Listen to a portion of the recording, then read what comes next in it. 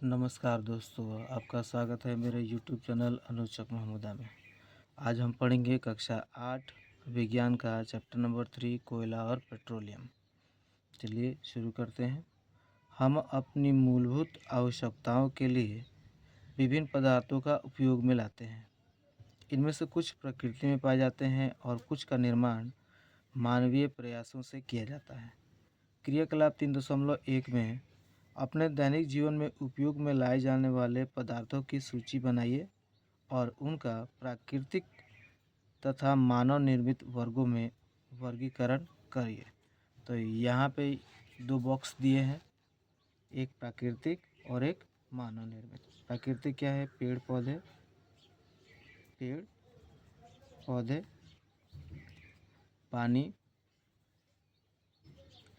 पानी, हवा,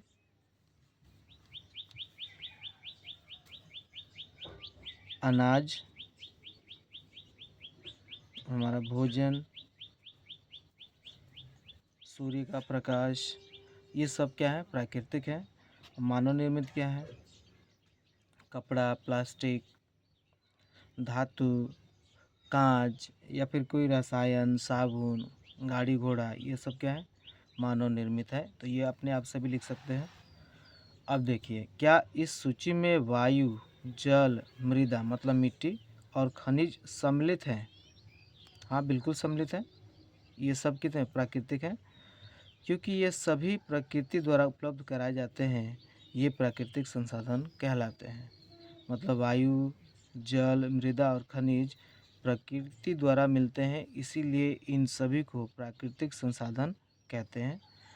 क्या हम अपने सभी प्राकृतिक संसाधनों का निरंतर उपयोग कर सकते हैं? ये बूझों का सवाल है।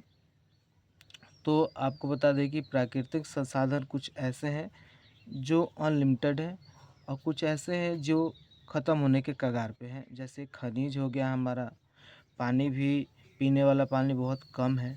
तो ये सब प्राकृतिक संसाधन मतलब ऐसे संसाधन हैं जिसको ख़त्म किया जा सकता है, इसीलिए उसको बचा कर रखना है।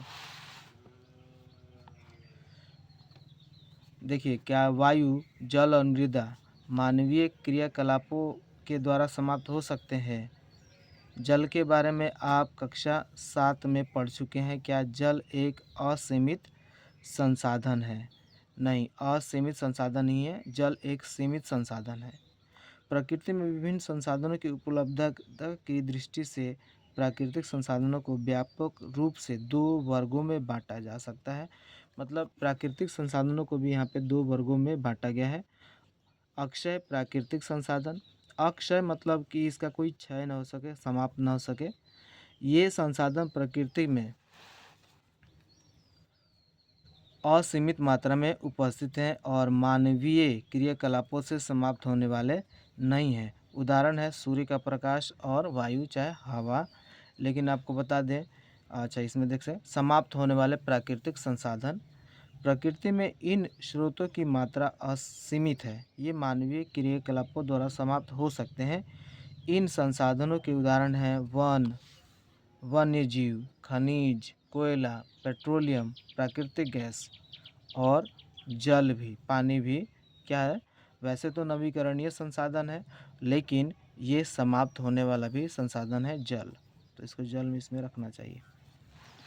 देखिए, क्रियाकलाप 3.2, कुछ पात्र लीजिए, उन्हें पॉपकॉर्न, मूंगफली, भुने हुए चने या टॉफ़ियों से भरिए। विद्यार्थी को 7 के समूहों में बांट दीजिए। अब इन समूहों को 1, 2 और 4 विद्यार्थियों वाले उप समूहों में बांट दीजिए। उन्हें क्रमशः पहली, दूसरी और तीसरी पीढ़ी के रूप में चिन्हित कीजिए। ये उप समूह उपभोक्ताओं को निरूपित करते हैं, मतलब जो वस्तुओं का उपभोग करते हैं उसको दर्शाते हैं।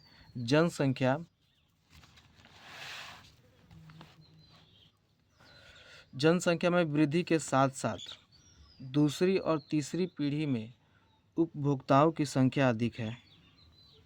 प्रत्येक समूह के लिए मेज़ पर एक भूरा पात्र रख दीजिए। प्रत्येक समूह की पहली पीढ़ी के उपभोक्ताओं से कहिए कि वे अपने समूह के पात्र से वस्तुओं का उपभोग करें, मतलब उसको खाएं। अब प्रत्येक समूह की दूसरी पीढ़ी को भी वैसा ही करने को कहिए। विद्यार्थियों से कहिए कि वे प्रत्येक पात्र में वस्तुओं की उपलब्धता को ध्यान से देखें, क्या कम हुआ है या बच रहा है। यदि पात्रों में कुछ शेष बचा है तो प्रत्येक समूह की तीसरी पीढ़ी को इसका उपभोग करने के लिए कहिए। अब अंतिम रूप से देखिए कि तीसरी पीढ़ी के सभी उपभोक्ताओं को खाने हेतु कुछ मिला या नहीं। यह भी देखिए कि क्या पात्रों में अब भी कुछ शेष बचा है। तो मेरे ख्याल से इसमें से कुछ नहीं बचेगा, क्योंकि पहले ही लोग खा जाएंगे। और ये एक उदाहरण है, हमारा जो प्राकृतिक संसाधन है उसका जो दोहन हो रहा है, इस्तेमाल हो रहा है, चाहे वो खनिज हो, चाहे वो कोयला हो, पेट्रोलियम हो या फिर पानी हो। जिस तेज़ी से हम इसका इस्तेमाल कर रहे हैं, आने वाले समय में हमारे आने वाली पीढ़ी को ये सब नहीं मिलने वाला है। अब देखिए, मान लीजिए कि पात्रों के खाद्य पदार्थ कोयले, पेट्रोलियम या प्राकृतिक गैस जैसे समाप्त होने वाले प्राकृतिक संसाधनों को प्रदर्शित करते हैं। प्रत्येक समूह का उपभोग प्रतिरूप भिन्न हो सकता है। क्या किसी समूह की पहली पीढ़ी बहुत अधिक लालची है? हो सकता है कि कुछ समूहों में पहली पीढ़ी आने वाली पीढ़ियों के लिए प्राकृतिक संसाधनों की उपलब्धता के विषय में चिंतित चिंतित हो। तो ये तो जिस हिसाब से आप इस्तेमाल उपभोग कर रहे हैं, मतलब ये पात्रों का उदाहरण दिया गया था, लेकिन इसमें सबसे मेन बात है कि पेट्रोलियम, प्राकृतिक गैस, खनिज, कोयला, इन सब की कैसे हम इस्तेमाल करें कि जो आने वाली पीढ़ी के लिए हम बचा के रखें। इस अध्याय में हम कोयला, पेट्रोलियम और प्राकृतिक गैसों जैसे कुछ समाप्त होने वाले प्राकृतिक संसाधनों के विषय में अध्ययन करेंगे। इनका निर्माण सजीव प्राणियों के मृत अवशेषों, मतलब पहले जो जीवित थे उनके हड्डी-गुड्डी या अवशेष से या जीवाश्मों से होता है। अतः इन्हें जीवाश्मी ईंधन कहते हैं। पहला है कोयला। आपने कोयला देखा होगा या इसके बारे में सुना होगा। यह पत्थर जैसा कठोर और काले रंग का होता है। कोयला देखा होगा, अभी आपको दिखाते हैं कोयला, ये रहा। देखिए, कोयला का इस्तेमाल खाना पकाने हेतु उपयोग आने वाले ईंधनों में कोयला भी एक है। पहले इसका उपयोग रेल इंजनों को चलाने के लिए भाप बनाने में होता था। इसका उपयोग तापीय शक्ति संयंत्रों में विद्युत उत्पन्न करने हेतु भी किया जाता है। कोयले का उपयोग विभिन्न उद्योगों में ईंधन के रूप में भी किया जाता है। पहले कोयले का उपयोग जो भाप इंजन होता था उसको कोयला जलाकर उसमें भाप बनाया जाता था, तब रेलगाड़ी चलती थी। अब बिजली बनाने के लिए और कोयला का उपयोग विभिन्न उद्योगों में चाहे खाना पकाने के लिए भी किया जाता है एक ईंधन के रूप में। अब देखिए कोयले की कहानी। कोयला हमें कहाँ से प्राप्त होता है और यह कैसे बनता है? इसका उत्तर इसी में मिल जाएगा। और ये पहेली का सवाल है। देखिए इसका उत्तर, लगभग 300 मिलियन वर्ष पूर्व पृथ्वी पर निचले जलीय क्षेत्रों में घने वन थे। मतलब पृथ्वी पे कहीं कहीं घने वन थे जो बाढ़, सुनामी के कारण नीचे दब गए, ज़मीन में दब गए। बाढ़ जैसे प्राकृतिक प्रक्रमों के कारण ये वन मृदा, मतलब मिट्टी के नीचे दब गए। उनके ऊपर अधिक मृदा, मतलब मिट्टी जम जाने के कारण वे दब गए, संपीड़ित हो गए। जैसे जैसे वे गहरे होते गए, उनका रंग बदलता गया, उनका ताप भी बढ़ता गया। ठीक है। उच्च दाब और उच्च ताप पर पृथ्वी के भीतर मृत पेड़ पौधे धीरे धीरे कोयला में परिवर्तित हो गए, बदल गए। कोयले में मुख्य रूप से कार्बन होता है। मृत वनस्पति के, मतलब जो पेड़ पौधे हैं जो मर गए हैं, धीमे प्रक्रमों द्वारा कोयले में परिवर्तन को कार्बनीकरण कहते हैं। क्योंकि यह वनस्पति के अवशेषों से बना होता है, अतः कोयले को जीवाश्म ईंधन भी कहते हैं। चित्र 3.2 में एक कोयले की खान को दिखाया गया है। यहाँ पे आप देख सकते हैं कोयले की खान। अब देखिए आगे, वायु में गर्म करने पर कोयला जलता है और मुख्य रूप से कार्बन डाइऑक्साइड गैस बाहर फेंकता है, उत्पन्न करता है। कोयले में उद्योग में कोयले के प्रक्रमण द्वारा कुछ उपयोगी उत्पाद प्राप्त किए जाते हैं, जैसे कोक, कोलतार और कोयला गैस। कोयले के द्वारा क्या प्राप्त होता है? कोक, कोलतार और कोयला गैस। तो देखिए पहले कोक पढ़ेंगे। कोक क्या है? कोक यह एक कठोर, संरंध्र और काला पदार्थ है। कठोर है, ठीक है। यह कार्बन का लगभग शुद्ध रूप है। कोक का उपयोग इस्पात के औद्योगिक निर्माण और बहुत से धातुओं के निष्कर्षण में किया जाता है, ठीक है। अब देखिए कोलतार, यह एक अप्रिय गंध वाला काला गाढ़ा द्रव है। यह लगभग 200 पदार्थों का मिश्रण है। कोलतार लगभग 200 पदार्थों का मिश्रण है। आप देख सकते हैं कोलतार का फोटो, जिसको हम देसी भाषा में अलकतरा बोलते हैं।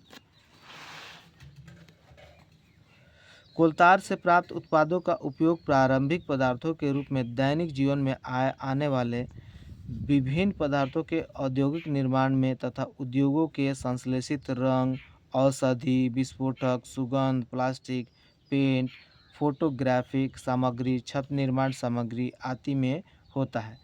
रोचक तथ्य यह है कि मौत और अन्य कीटों को भगाने हेतु प्रयोग में लाई जाने वाली नेफ्थलीन की गोलियां भी कोलतार से प्राप्त की जाती है। मतलब कोलतार का बहुत बड़ा इस्तेमाल होता है।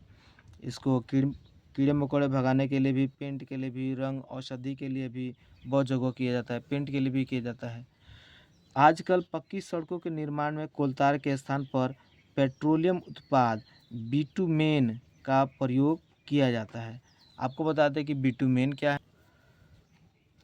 देखिए बिटुमेन क्या है?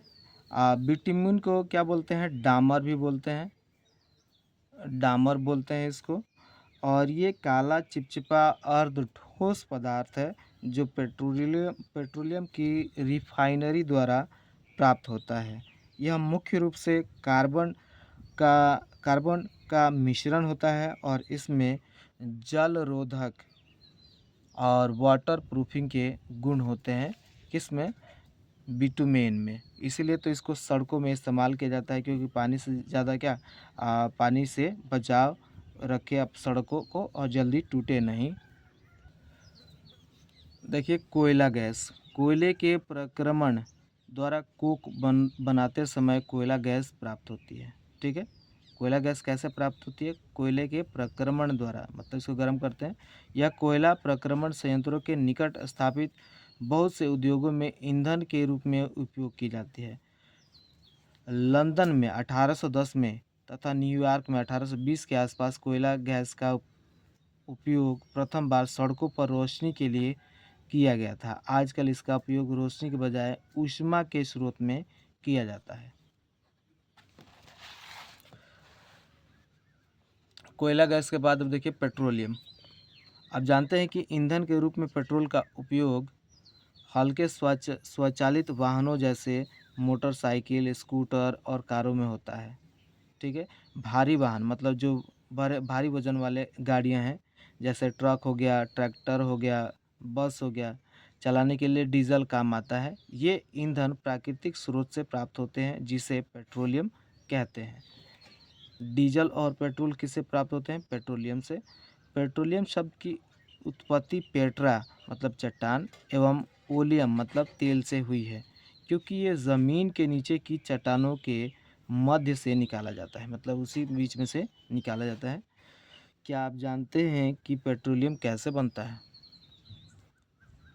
पेट्रोलियम का निर्माण समुद्र में रहने वाले जीवों से हुआ।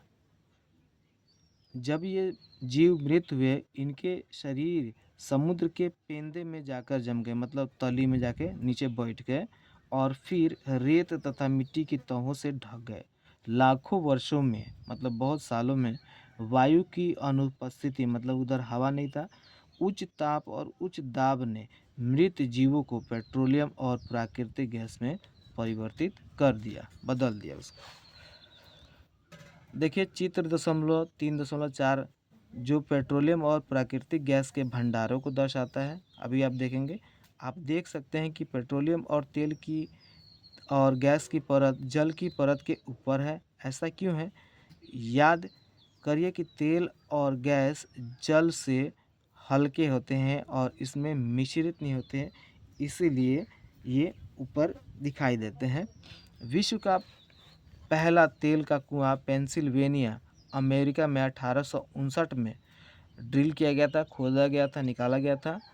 8 वर्ष बाद 1867 में असम के माकुम नामक स्थान पर तेल का पता चला। भारत में तेल असम, गुजरात, बॉम्बे हाई और गोदावरी तथा कृष्णा नदियों के बेसिन में पाया जाता है, उनके तलहटी में पाया जाता है। पेट्रोलियम का परिष्करण मतलब पेट्रोलियम गहरे रंग का तेलीय द्रव है। इसकी गंध अप्रिय होती है। यह विभिन्न संघटकों जैसे पेट्रोलियम गैस, पेट्रोल, डीजल, स्नेहक मतलब इसको बोल सकते हैं ग्रीस, मोबिल, पैराफिन, मोम, ठीक है, आदि का मिश्रण होता है। पेट्रोलियम के विभिन्न संघटकों प्रभाजों आप देख सकते हैं यहाँ फोटो में पेट्रोलियम तथा प्राकृतिक गैस के भंडार। यहाँ पे कुएं हैं, तेल के कुएं, यहाँ से खोद के निकाला जाता है तेल चट्टानों के बीच में से। ऊपर पानी है, ज़मीन है।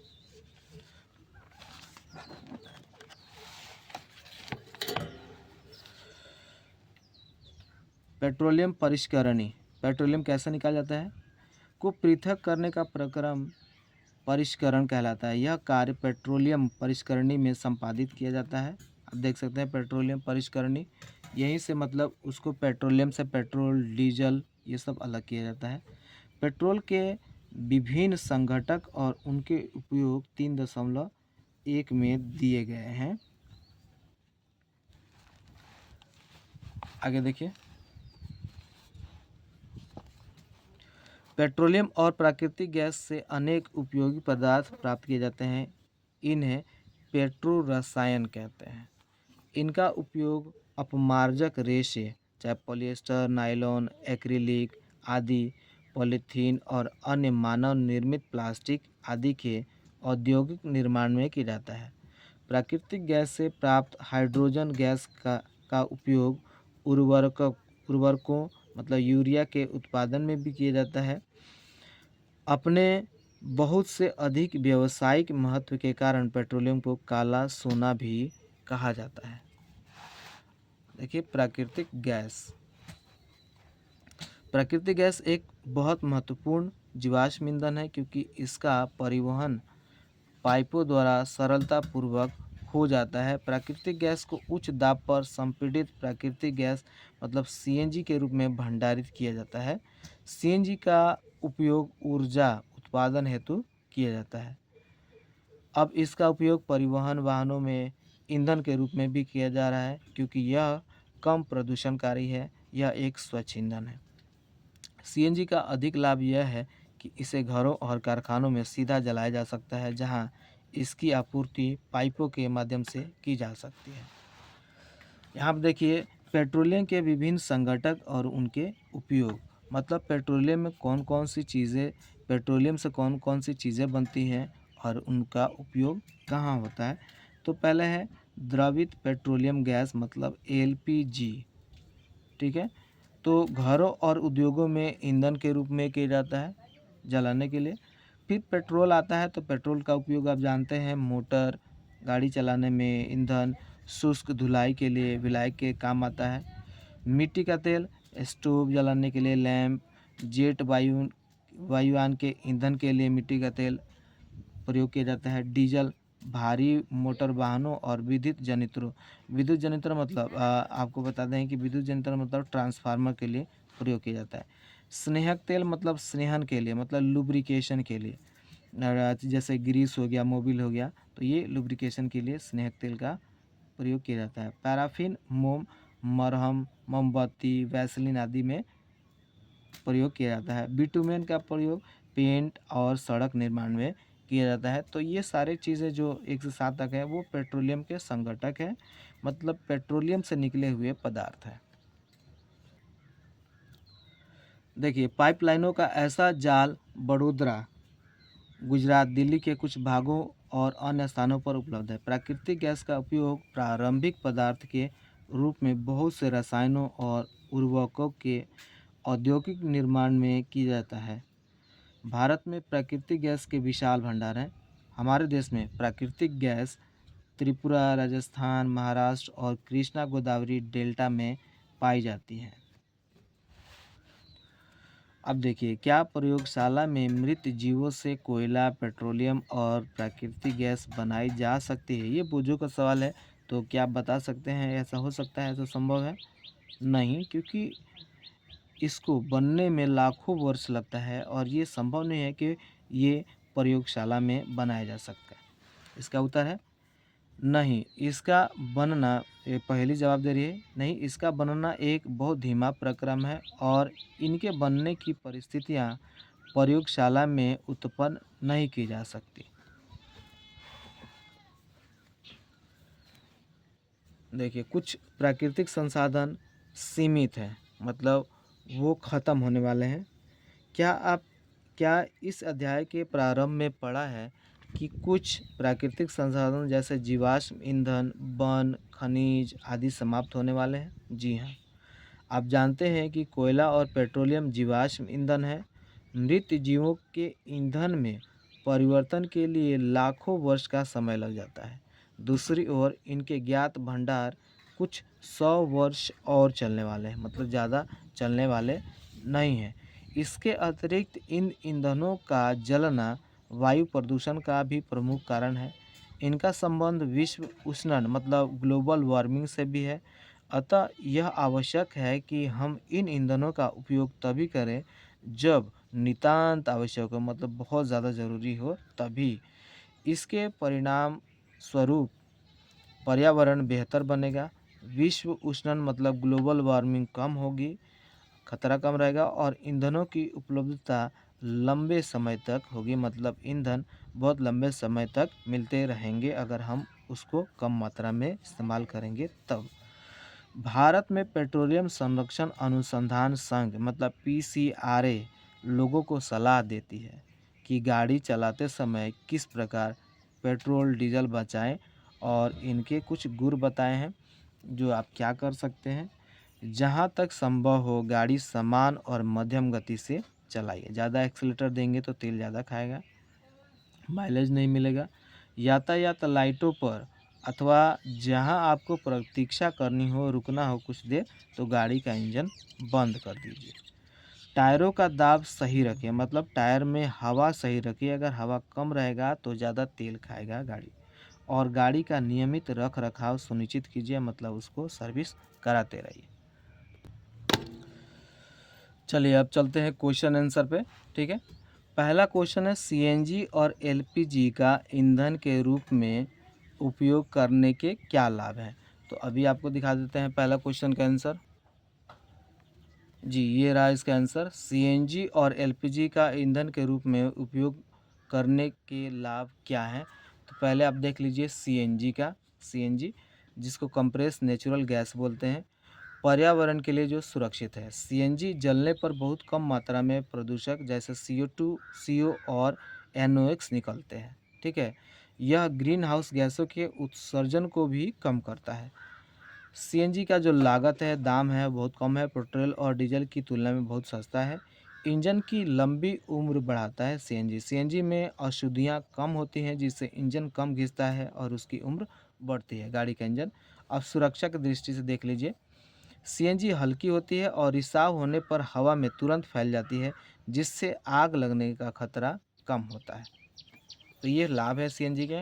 अब देखिए एलपीजी के, जिसको लिक्विफाइड पेट्रोलियम गैस बोलते हैं और ये स्वच्छ ईंधन है। एलपीजी भी पेट्रोल डीजल की तुलना में कम प्रदूषण करता है।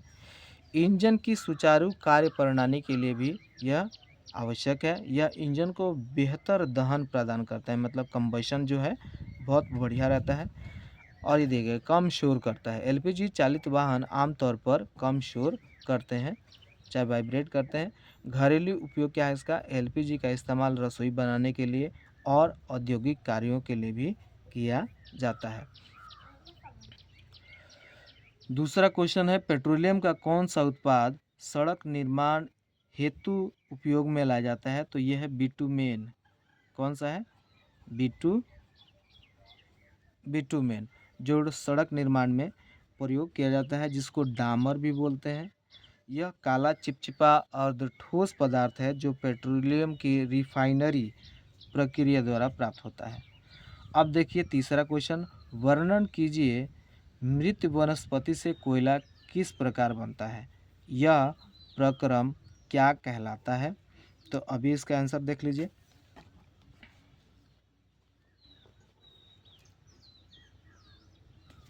ये रहा, लगभग 300 मिलियन वर्ष पूर्व, ये आपकी किताब में मिल जाएगा।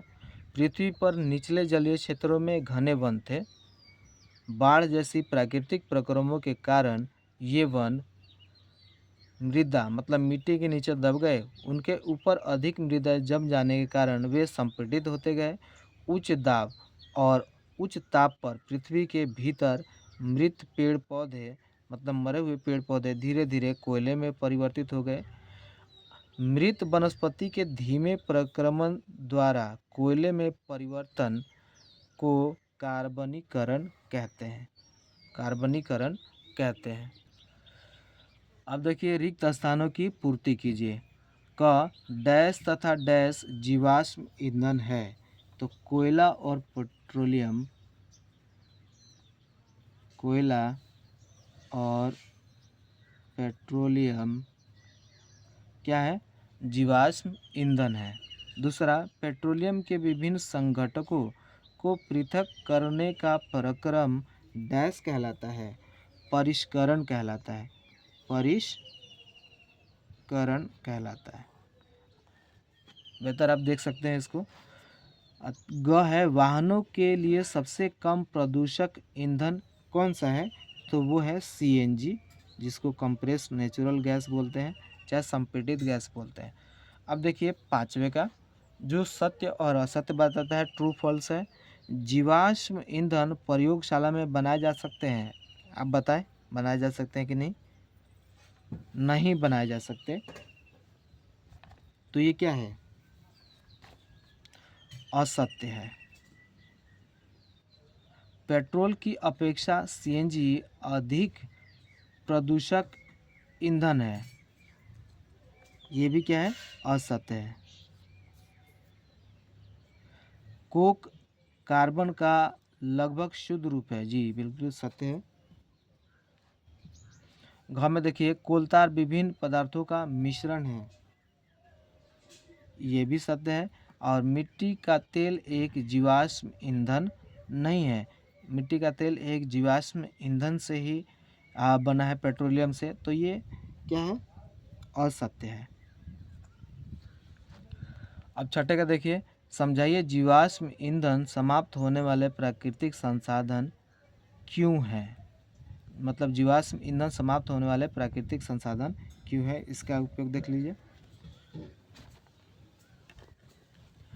ये रहा, जीवाश्म ईंधन जैसे कोयला, पेट्रोलियम, खनिज समाप्त होने वाले प्राकृतिक संसाधन हैं, क्योंकि मृत जीवों, पेड़ पौधों का ईंधन के रूप में परिवर्तन के लिए लाखों वर्ष का समय लग जाता है। दूसरी ओर इनके ज्ञात भंडार कुछ 100 वर्ष और चलने वाले हैं।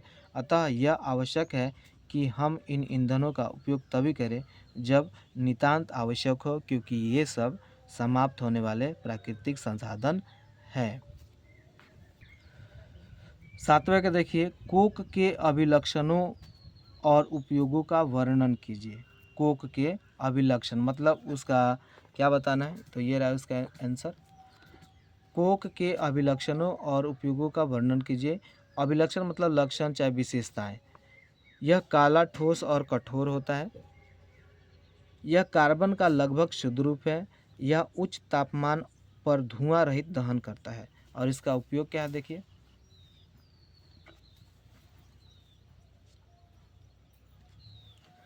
कोक का उपयोग इस्पात के औद्योगिक निर्माण और बहुत से धातुओं के निष्कर्षण में किया जाता है।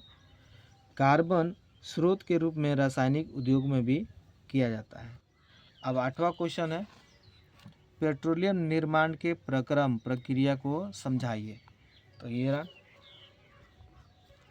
पेट्रोलियम निर्माण के प्रक्रम को समझाइए। पेट्रोलियम का निर्माण समुद्र में रहने वाले जीवों से हुआ। जब ये जीव मृत हुए, इनके शरीर समुद्र के पेंदे में जाकर जम गए और फिर रेत तथा मिट्टी के तहों द्वारा ढक गए। लाखों वर्षों में वायु की अनुपस्थिति और उच्च दाब ने मृत जीवों को पेट्रोलियम में परिवर्तित कर दिया। तो ये थे क्वेश्चन आंसर। एक और क्वेश्चन बचा है 9 नंबर। निम्नलिखित सारणी में 1991 से 1997 तक भारत में विद्युत की कुल कमी को दर्शाया गया है, बताया गया है। इन आंकड़ों को ग्राफ द्वारा आरेखित कीजिए। वर्ष में कभी प्रतिशतता को वायु अक्ष पर तथा वर्ष को एक्स अक्ष पर आलेखित कीजिए। आप देख सकते हैं यहाँ पे 91 से 97 बताया है, लेकिन इसमें क्या दे दिया है 2004 से 2010 तक। तो आप 91 से 97 नहीं लिखिएगा, 2004 से 2010 लिखिएगा। इसमें 7 वर्ष है, उसमें भी 7 वर्ष है। आप अपने ग्राफ पे दर्शा सकते हैं, आप वेन आरेख बना सकते हैं। ये आप एक्स वाई अक्ष पर दिखा सकते हैं, एक्स है और ये वाई अक्ष है, ठीक है। तो ये क्वेश्चन मैं आपके लिए छोड़ रहा हूँ, ये आप स्वयं कीजिए। इसी के साथ आज का मैं चैप्टर क्लोज़ करता हूँ। आई होप आपको बहुत पसंद आया होगा। Thank you. जय हिंद, जय भारत।